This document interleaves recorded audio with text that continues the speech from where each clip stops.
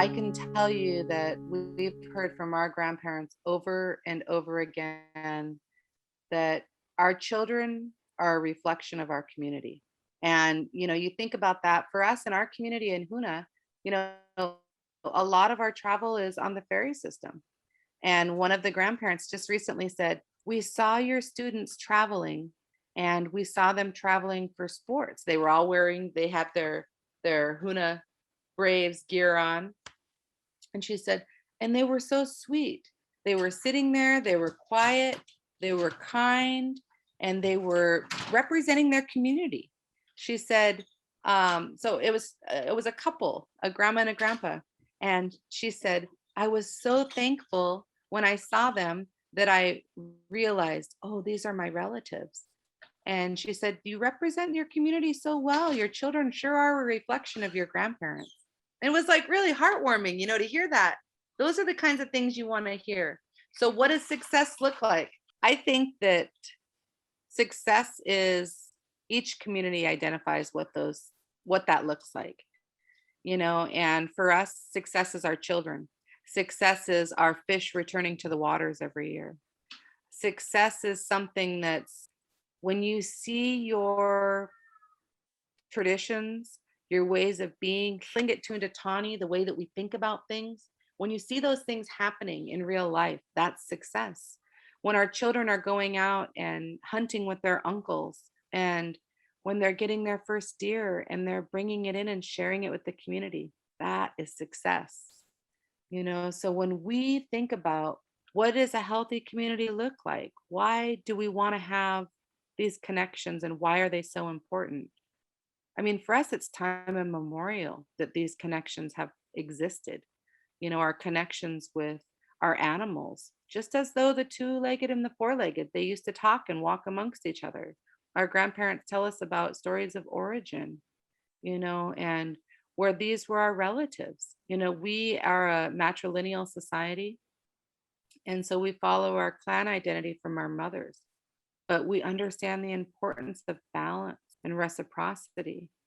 And I think that those are the things that we're embedding into our classrooms here, and the importance of being able to bring the values and the traditions of our community into our school, and being able to reflect those traditions into the things that we teach.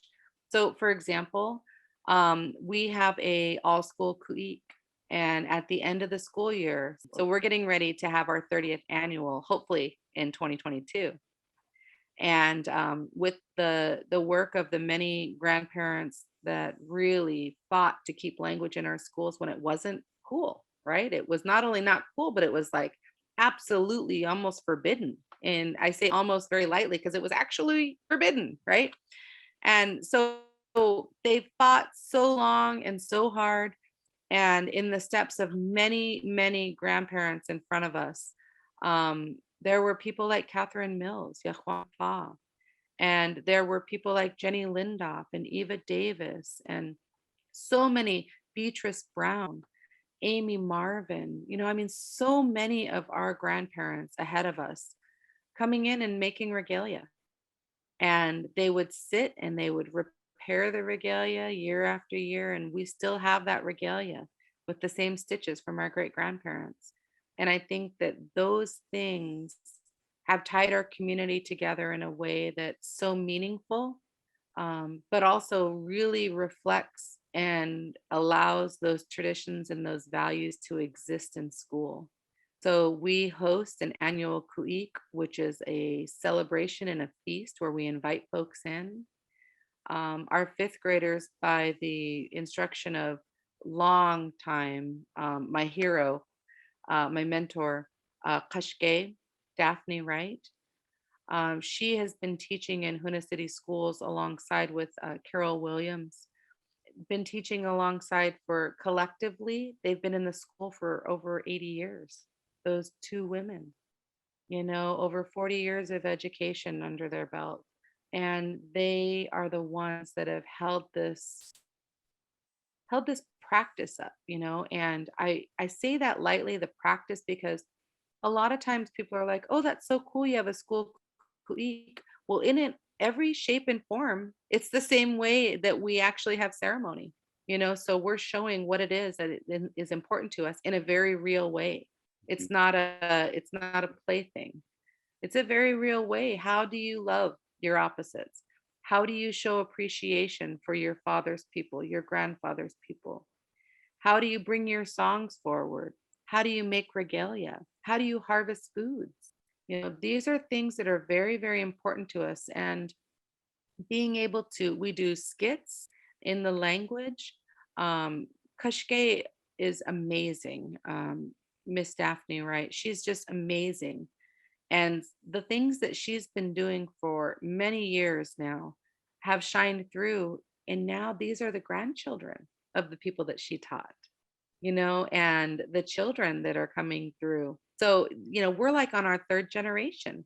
And those are the things that I think that are so important, tying all those pieces together. Value the family, bring in your regalia makers, value those uncles, have them donate that halibut and bring in that deer meat so we can feed our communities.